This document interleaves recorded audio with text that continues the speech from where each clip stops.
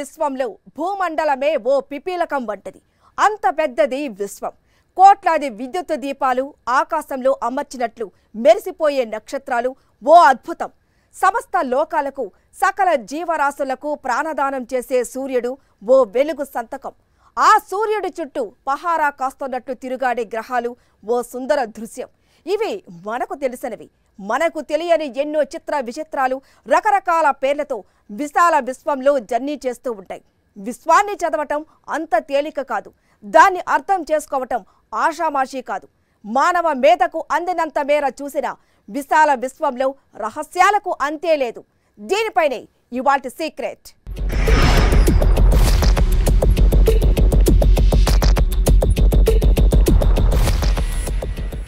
Spain, Portugal దేశాల సరిహద్దుల్లో అంతరిక్షం నుండి ఓ అద్భుతం దూసుకొచ్చింది. నీలం రంగు కాంతిని వెదజల్లుతూ అర్ధరాత్రి చిమ్మ చీకట్లు సూర్యుడు ఉదయించినట్లు పట్టపగలను తలపిస్తూ పెద్ద మెరుపు పుంజం దూసుకువచ్చింది. దాన్ని వీక్షించిన ప్రజలు ఆశ్చర్యంతో ఆనందంతో ఎగిరి గంతేశారు. ఈ వెలుగును ఎవరు పంపారు అని ఆరా తీశారు. ఎందుకు పంపారు అని ప్రశ్నించుకున్నారు. అది విశాల విశ్వం నుండి దూసుకువచ్చిన ఉల్కాపాతమని సైంటిస్టులు చెప్పడంతో అంతరిక్షం వైపు చూస్తూ ఉండిపోయారు. ఇటువంటి వెలుగులు మెరుపులు విశాల విశ్వంలో ఇంకా ఎన్ని ఉన్నాయో అని తమలో తాము అనుకుంటూ సాలోచనగా ఉండిపోయారు. స్పెయిన్, పోర్చుగల్ దేశాల సరిహద్దుల్లో అంతరిక్షం నుండి ఓ అద్భుతం దూసుకొచ్చింది. నీలం రంగు కాంతిని వెదజల్లుతూ అర్ధరాత్రి చిమ్మ చీకట్లో సూర్యుడు ఉదయించినట్టు పట్టపగలును తలపిస్తూ పెద్ద మెరుపు పుంజం దూసుకువచ్చింది. దాన్ని వీక్షించిన ప్రజలు ఆశ్చర్యంతో ఆనందంతో ఎగిరిగంతేశారు. ఈ వెలుగును ఎవరు పంపారు అని ఆరా తీశారు. ఎందుకు పంపారు అని ప్రశ్నించుకున్నారు. అది విశాల విశ్వం నుండి దూసుకువచ్చిన ఉల్కాపాతమని సైంటిస్టులు చెప్పడంతో అంతరిక్షం వైపు చూస్తూ ఉండిపోయారు. ఇటువంటి వెలుగులు మెరుపులు విశాల విశ్వంలో ఇంకా ఎన్ని ఉన్నాయో అని తమలో తాము అనుకుంటూ సాలోచనగా ఉండిపోయారు. స్పెయిన్ కి పొరుగు దేశమైన పోర్చుగల్ మే 18 శనివారం రాత్రి బాగా చీకటి పడింది. జనం ఎవరి ఇళ్లకు వాళ్లు వెళ్తున్నారు. పోర్చుగల్ సమీపంలో ఒక్కసారిగా ఆకాశం నుండి ఓ వింత ఆకారం దూసుకొచ్చింది. లక్షల వాట్ల వెలుతురు విరజిమ్ముతూ కాంతిపుంజం దూసుకొచ్చింది. ఆ అద్భుతం చూడ్డానికి 2 కళ్ళు చాల్లేదు. చూసిన వారంతా ఆనందంలో మునిగిపోయారు. ఇంత కాంతి ఎక్కడిదని ఆశ్చర్యపోయారు. సూర్యుడు నైట్ డ్యూటీ వేసుకుని ఆ రాత్రిపూట హఠాత్తుగా ఉదయించాడా అన్నట్టు రాత్రే పట్టపగలు అయినట్టు వెలుతురుతో నిండిపోయింది ఆ ప్రాంతం. ఏమిటి వెలుగు, ఎవరు పంపారు, కొంపదీసి ఇది ఏలియన్ల పని కాదు కదా అని చాలా మంది అనుకున్నారు. గ్రహాంతరవాసులే రకరకాల ప్రయోగాల్లో భాగంగా భూమి మీదకు ఈ కాంతిపుంజాన్ని పంపారేమో అనుకున్నారు. అది ఎందుకోసం పంపి ఉంటారో అని ఒకంత కంగారు పడ్డారు. నీలం రంగులో ఉన్న వెలుతురు చూడగానే చాలా మంది దాన్ని తమ ఫోన్ కెమెరాల్లో బంధించారు. దాన్ని తమ బంధుమిత్రులకు చూపించి మురిసిపోయారు. ఇది అద్భుతమైన ఉల్కాపాతమని ఖగోళ శాస్త్రజ్ఞులు వెల్లడించారు. ఇటు స్పెయిన్ ప్రజలు అటు పోర్చుగల్ ప్రజలు కూడా దీన్ని వీక్షించి సంబరపడిపోయారు. అంతరిక్షం నుండి దూసుకువచ్చిన ఈ ఉల్క ఎక్కడ పడిందన్న దానిపై భిన్న వాదనలు వినిపిస్తున్నాయి. క్యాస్ట్రో డైరోలో పడిందని కొందరంటే పిన్ హెయిరోలో పడిందని మరికొందరు అంటున్నారు. అయితే యూరోపియన్ స్పేస్ ఏజెన్సీ మాత్రం అది ఎక్కడ పడిందో ఇంకా నిర్ధారణ చేయలేదు. తాము కెమెరాల్లో బంధించిన దృశ్యాలను సోషల్ మీడియాలో వైరల్ చేశారు. 2 వారాల కిందటే అక్కడి ఖగోళ శాస్త్రవేత్తలు ఉల్క పడొచ్చని అంచనా వేశారు. హేలీ తోకచుక్క నుంచి వెలువడే శకలాల కారణంగా రాబోయే రోజుల్లో ఉల్కాపాతం ఎక్కువే ఉండొచ్చని వాళ్లు అంచనా వేశారు. ఉల్కాపాతాలు కొత్త కాదు. యుగాల తరబడి అవి అంతరిక్షం నుండి భూమి వైపుకు దూసుకు వస్తూనే ఉన్నాయి. తోకచుక్కలు లేదా ధూమకేతులు విశ్వం నుండే వస్తాయి. అవి అంతరిక్షం నుండి దూసుకువచ్చే క్రమంలో గాలి తాకిడికి అవి మండి వెలుతురునిస్తాయి. అందుకే అవి మెరుస్తూ రాలిపోతాయి. వాటినే రాలే నక్షత్రాలని కూడా అంటారు. ఇప్పుడు స్పెయిన్, పోర్చుగల్ ప్రజల మాదిరిగానే వేల సంవత్సరాలుగా ఆకాశం వైపు ఆసక్తిగా గమనించడం అనేది చాలా పాత విషయం. గెలీలియో వంటి సైంటిస్టులు ఎటువంటి పరికరాలు లేని రోజుల్లోనే ఆకాశంలో నక్షత్రాలను నిశితంగా గమనించేవారు. గ్రహాల కదలికలను లెక్కవేసి గ్రహగతులపై థియరీలు రూపొందించేవారు. భారత ఖగోళ శాస్త్ర పితామహుడు వరాహమిహిరుడు గ్రహగతులను ముందుగానే అంచనా వేయగలిగారు. ఇవన్నీ నగ్న నేత్రాలతోనే. ఆ తర్వాత చాలా కాలానికి టెలిస్కోప్లు వచ్చాయి. అక్కడి నుండి పరిశోధనలు రాకెట్ వేగంతో ముందుకు కదిలి మనిషే అంతరిక్షంలో అడుగుపెట్టే స్థాయికి చేరాయి. విశ్వాన్ని అర్థం చేసుకోవాలంటే విశ్వంలో ఏమేముంటాయో అర్థం చేసుకోవాలి, సౌర వ్యవస్థను అర్థం చేసుకోవాలి, గ్రహాల కదలికలపై అవగాహన రావాలి, గ్రహాల స్వభావం పైన చైతన్యం పెరగాలి. వాటి కోసమే ప్రపంచవ్యాప్తంగా అంతరిక్ష పరిశోధనా సంస్థలు తమదైన శైలిలో ముందుకు దూసుకుపోతున్నాయి. అందులో భారత అంతరిక్ష పరిశోధన సంస్థ సత్తా చాటుతూ అంతరిక్షంలో మువ్వన్నెల పతాకాన్ని రెపరెపలాడిస్తోంది. స్పెయిన్, పోర్చుగల్ ప్రజలను మురిపించిన ఉల్కాపాతంపై ప్రపంచవ్యాప్తంగా చర్చ జరుగుతోంది. అసలు ఉల్కలంటే ఏంటి, ఉల్కాపాతం అంటే ఏంటి అన్నవి తెలుసుకోవాలి. అందుకోసం విశ్వంలోకి దూసుకుపోవాలి, అంతరిక్షంపై కన్నేయాలి. మామూలు కన్నేస్తే సరిపోదు, గుండె లోతుల్లో నుంచి పరిశోధన చెయ్యాలి. అలా చెయ్యాలంటే అసలు విశ్వంపై మనకు ప్రేమ ఉండాలంటారు ఖగోళ శాస్త్రవేత్తలు. అంతరిక్షంలోంచి చూస్తే భూమండలం ఓ ఇసుక రేణువే, విశ్వం అంత విశాలంగా ఉంటుంది. మరి ఆ విశ్వంలో గ్రహాలతో పాటు కోట్లాది నక్షత్రాలు, గ్రహాల తాలూకు శకలాలు, ఎన్నో వ్యర్థాలు అన్నీ కూడా తిరిగేస్తూ ఉంటాయి. గ్రహాలు తమ పని తాను చేసుకుంటూ పోతాయి. తన చుట్టూ తాను తిరుగుతూనే సూర్యుడి చుట్టూ తిరుగుతుంది భూమి. ఆ భూమి చుట్టూ తిరిగే చంద్రుడు కూడా తన చుట్టూ తాను తిరుగుతుంది. వీటి వల్లనే భూమిపై పగలు రాత్రి ఏర్పడతాయి. సూర్యుడి చుట్టూ దీర్ఘవృత్తాకారంలో గ్రహాలు తిరుగుతూ ఉంటాయి. ఇంత బిజీగా ఉన్న ఈ అంతరిక్షం నుంచి ఉల్కలు ఆవిర్భవిస్తాయి. అవి భూమి వైపుకు దూసుకొచ్చేటప్పుడు మెరుస్తూ ఉంటాయి, వెలుగులు విరజిమ్ముతాయి. ఉల్కలు లేదా కామెట్స్ అనేవి రాళ్ల లాంటివి. భూమికి దగ్గరలో తరచూ తోకచుక్కలు అంతరిక్షంలో వెళ్తూ ఉంటాయి. వాటి నుంచి విడిపోయి భూ వాతావరణంలో పడే రాళ్లే ఉల్కలు. భూ వాతావరణంలోకి రాగానే ఇవి మండిపోతాయి, అందువల్ల మెరుస్తూ కనిపిస్తాయి. ఉల్క అనేది సౌర మండలంలో ఓ శిథిల పదార్థం. దీని సైజు ఒక ఇసుక రేణువు నుండి ఓ పెద్ద బండరాయి వరకు ఉండొచ్చు. ఈ ఉల్క భూమి వాతావరణంలో ప్రవేశించినప్పుడు కానీ, భూమి ఇంకో శరీర వాతావరణంలో ప్రవేశించినప్పుడు ఈ ఉల్కలు కనబడతాయి. ఎక్కువ ఉల్కలు పడితే ఉల్కాపాతం అని అంటాం. వీటిని షూటింగ్ స్టార్స్ లేదా రాలుతున్న తారలు అంటారు. గత 2 శతాబ్దాల్లో దాదాపు 1100 ఉల్కలు రోదసి నుంచి రాలి భూమిపై పడి ఉండొచ్చని ఖగోళ శాస్త్రవేత్తలు అంచనా వేస్తున్నారు. అయితే వీటిలో కేవలం 1 డజను ఉల్కా శకలాలు, వాటికి సంబంధించిన వివరాలు మాత్రమే నేడు మనకు అందుబాటులో ఉన్నాయి. ఉల్కాపాతాలు మనం చూసినట్లయితేనండి, ఒక పేరుగాంచిని మనం చూసుకున్నట్లయితే ఇవి యాన్యువల్గా జరుగుతాయి అన్నమాట. అంటే ఒక 12కు పైగానే మనకి ఉల్కాపాతం అని ఉంది. అంటే ఇప్పుడు ఎప్పుడైనా ఒకటో రెండో మనకి ఆకాశంలో ఏదన్నా జువ్వున వెళ్ళినట్టు కనిపిస్తే దాన్ని ఉల్కాపాతం అన్నారు. ఒకవేళ 10ల సంఖ్యలో కనుక ఇలా మనకి కాంతులు కనుక మనకు ఆకాశంలో కనిపిస్తే వాటిని ఉల్కాపాతం అంటాం. సో ఈ రకంగా చూసినట్లయితే సుమారుగా ఇంటర్నేషనల్ మెటీరియల్ ఆర్గనైజేషన్ ఒక డజన్కి పైగా ఈ యొక్క ఉల్కాపాతాలని గుర్తించడం జరిగింది. ఇది ప్రతి సంవత్సరం జరుగుతాయి. ఫర్ ఎగ్జాంపుల్ జనవరి మంత్లో మనకి క్వాడ్రాంటిడ్స్ అని ఉంటుందండి. అదేవిధంగా మనకి డిసెంబర్లో చూస్తే జెమినైట్స్ అని ఉంటుంది. సో ఇవన్నీ కూడా కొన్ని పేరుగాంచిన ఉల్కాపాతంలో గంటకి సుమారుగా 100కి పైగా ఉల్కలు, అంటే మీకు ఆకాశంలో వెలుగులు చూసే అవకాశం ఉండే పరిస్థితి అన్నమాట. పశ్చిమ ఆస్ట్రేలియా ఎడారిలో లభించిన ఉల్కా శిఖలం రాయిని పోలి క్రికెట్ బాల్ పరిమాణంలో అగ్నిపర్వతంలో ఉండే శిల మాదిరిగా ఉంది. ఉల్కాపాతం అనేది ఓ ఖగోళ సంఘటన. దీనిలో రాత్రి ఆకాశంలో ఒక పాయింట్ నుండి అనేక ఉల్కలు ప్రసరించడం లేదా ఉద్భవించడం గమనించొచ్చు. ఈ ఉల్కలు సమాంతర పథాలలో అత్యంత అధిక వేగంతో భూమి వాతావరణంలోకి ప్రవేశించే మెట్రాయిడ్స్ అని పిలువబడే కాస్మిక్ శిథిలాల ప్రవాహాల వల్ల ఏర్పడతాయి. ఉల్కాపాతం సమయంలో పసుపు, ఎరుపు, ఆకుపచ్చ, నీలం రంగుల్లో ఉల్కలు మెరుస్తూ నేలరాలతాయి. వాటిలో ఉండే రసాయనాలను బట్టి ఈ రంగు ఆధారపడి ఉంటుంది. ఉల్కాపాతాల గురించి తెలియని కొత్తలో వీటిని దృగ్విషయాలుగా చూసేవారు. కొందరైతే మానవాతీత శక్తులేమో అనుకునేవారు కూడా. వీటిపై కావలసినన్ని మూఢనమ్మకాలు ఉన్నాయి. ఇవి అన్ని మతాల్లోనూ ఉన్నాయి. ఆధునిక యుగంలో వీటికి గ్రహాంతరవాసులకు ఏమైనా సంబంధం ఉండి ఉండొచ్చన్న అనుమానాలు ఉన్నాయి. వీటిపై నిరంతర పరిశోధనలు జరుగుతూనే ఉన్నాయి. పరిశోధన సాగే కొద్దీ కొత్త అనుమానాలు వచ్చి పడుతున్నాయి. శాస్త్ర పరిజ్ఞానమే అంత, తవ్వే కొద్దీ లోతు పెరుగుతూనే ఉంటుంది. తోకచుక్కలు అరిష్టానికి సూచికలు అని అనుకునేవారు. అయితే ఇవి కూడా అంతరిక్షం నుండి దూసుకువచ్చేవి. కొన్ని తోకచుక్కలకు ప్రత్యేక ప్రాధాన్యత కూడా ఉంది. ప్రపంచ దేశాలను భయపెడుతున్నవి గ్రహ శకలాలు. ఆస్టరాయిడ్స్ గా పిలిచే వీటి వల్ల పెను ముప్పు సంభవించే అవకాశాలు కూడా ఉన్నాయి. అందుకే వీటిని అంతరిక్షంలోనే బ్లాస్ట్ చేసే వినూత్న టెక్నాలజీని రూపొందించారు.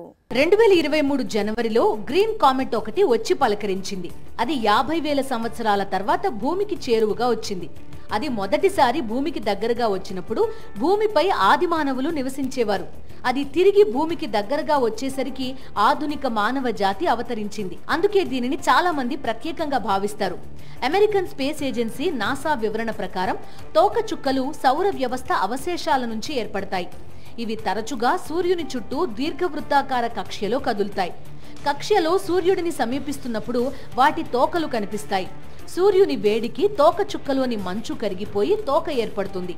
2020లో ఉత్తరార్ధగోళంలో చాలా చోట్ల కనిపించిన నియోవైజ్ కామెట్ తోకను కంటితో చూడగలిగారు. కానీ కొన్ని తోకచుక్కలు చిన్న కక్ష్యలను కలిగి ఉంటాయి. మరికొన్ని చాలా పెద్దవిగా ఉంటాయి. అవి సూర్యుడి చుట్టూ ఒక రౌండ్ పూర్తి చేయడానికి 1000 సంవత్సరాలు పడుతుంది. ఇలాంటి తోకచుక్కలను లాంగ్ పీరియడ్ తోకచుక్కలు అంటారు.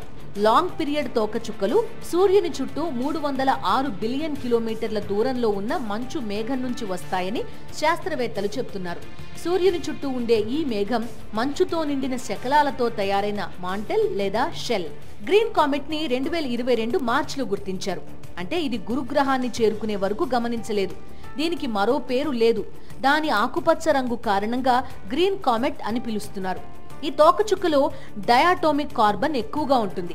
సూర్యుని అతినీల లోహిత కిరణాల వల్ల ఈ మూలకం ఆకుపచ్చని కాంతిని ప్రతిబింబిస్తుందని, అందుకే ఆ తోకచుక్క ఆకుపచ్చగా కనిపిస్తుందని శాస్త్రవేత్తలు చెప్తున్నారు. తోకచుక్కలు మన సౌర వ్యవస్థ ప్రారంభం నుంచి ఉన్నాయి.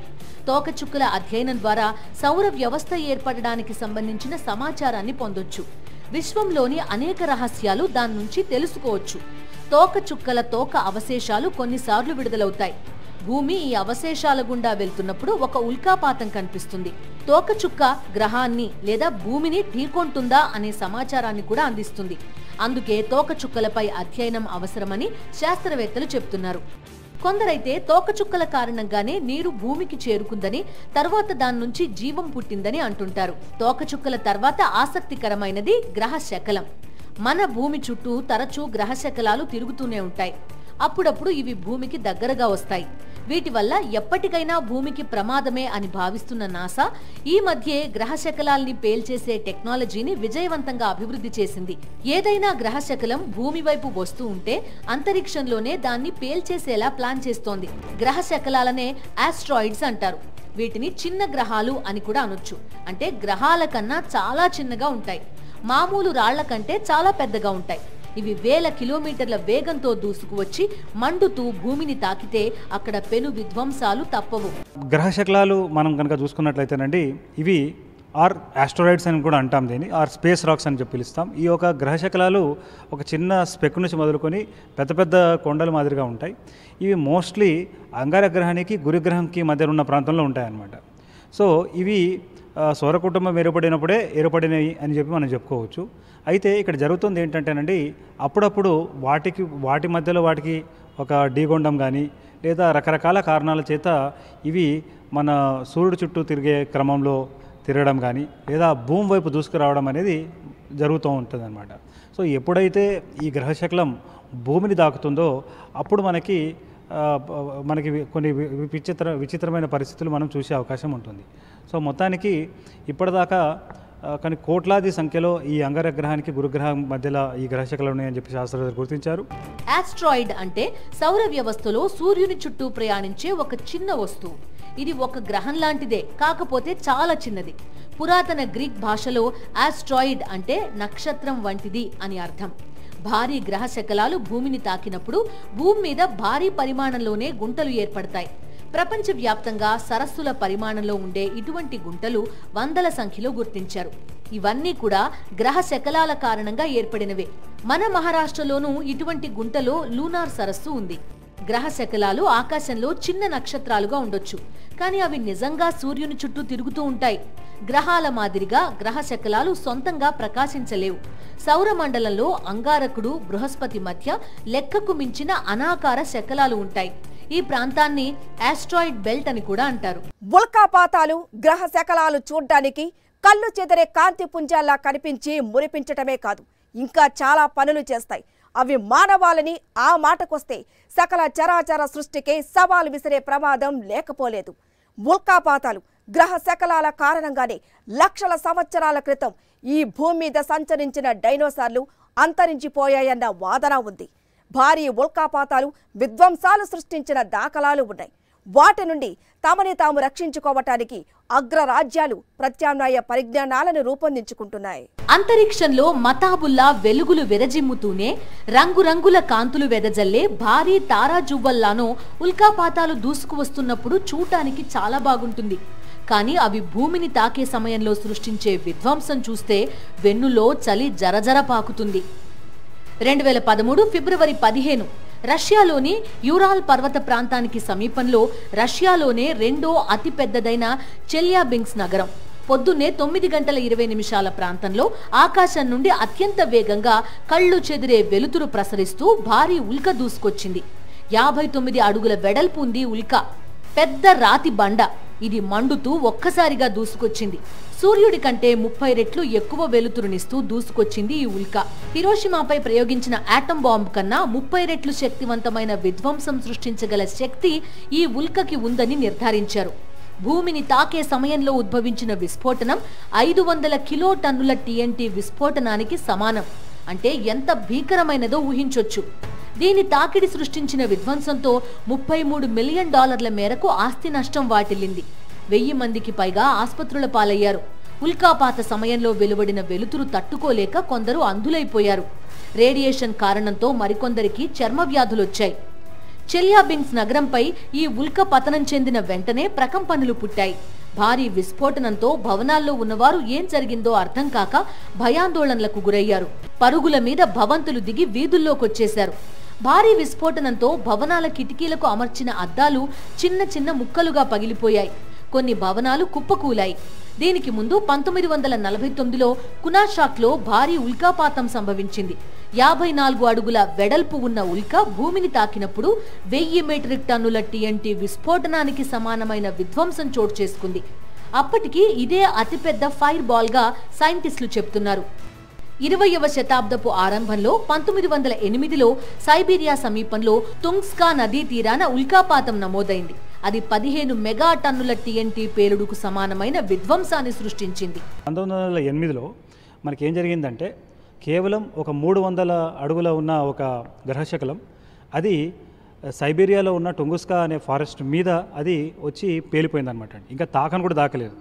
కానీ ఆ పేలుడు ప్రభావంతో ఏమైందంటే ఒక ఢిల్లీ అంత ఏరియా అంటే సుమారుగా 600 స్క్వేర్ కిలోమీటర్ ఏరియా అంతా కూడా నిమిషాల్లో మటుమాయమైపోయింది. సో ఇది ఒక 1908లో జరిగింది. ఇటీవల కాలంలో అట్లాంటిది ఏమైనా జరిగిందా అని మనం చూసినట్లయితే 2013లో ఇలానే సడన్గా మీకు రష్యాలో ఏం జరిగిందంటే ఒక 300 అడుగుల ఉన్న ఒక గ్రహశకలం భూమి వైపు దూసుకురావడం, అది జనారణ్యం లేని ప్లేస్లో అది వెళ్ళి పడడం జరిగింది. కాకపోతే వేలాది ప్రాపర్టీస్కి చాలా డ్యామేజ్ జరిగింది. అది జనాలు ఉన్న ప్లేస్లో పడి ఉంటే చాలా ప్రమాదకరంగా ఉండేది. ఇది 2013లో రష్యాలో జరిగింది. భారీ ఉల్కాపాతాలు గ్రహశకలాలు అందరికీ కనిపిస్తాయి. చాలా మటుకు ఉల్కాపాతాలు రికార్డులకు కూడా ఎక్కువ. గంటకు వందలాది ఉల్కలు నేలరాలుతూ ఉంటాయి. గ్రహశకలాలు భూమిని తాకినప్పుడు ఊహించలేని ఉత్పాతాలు సంభవిస్తాయి. లక్షల సంవత్సరాల క్రితం ఈ భూమి మీద రకరకాల రాకాసి బల్లులు జీవించేవి. కొన్ని వందల రకాల డైనోసార్స్ రాజ్యమేలేవి. భారీ ఆకారంతో చిన్న సైజు కొండంత ఉండే డైనోసార్లను అల్లంత దూరం నుంచి చూస్తే చాలు ఎంత పెద్ద జంతువుకైనా పై ప్రాణాలు పైనే పోయేవి.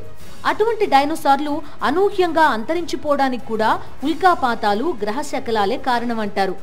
6.5 మిలియన్ సంవత్సరాల కిందట మెక్సికోలోని చిక్సులబ్ ప్రాంతంలో ఒక పెద్ద అగ్నిపర్వతం బద్దలైంది.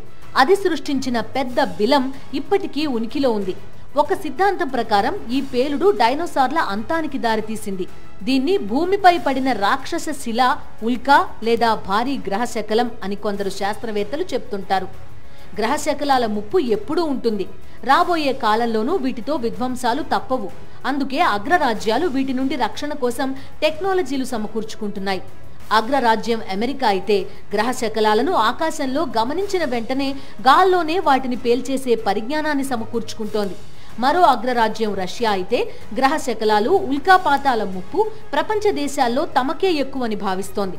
అందుకే రష్యా కూడా వీటిని అడ్డుకునే టెక్నాలజీ అన్వేషణలో పడింది.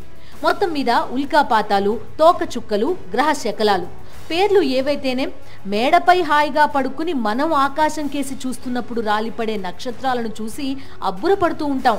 రంగురంగుల వెలుగులు చూసి ముచ్చట పడతాం. కానీ అవి సృష్టించే విధ్వంసాల తీవ్రత గమనిస్తే మాత్రం గుండెల్లో వణుకు పుట్టడం ఖాయం. ఇది ఈ వారం సీక్రెట్.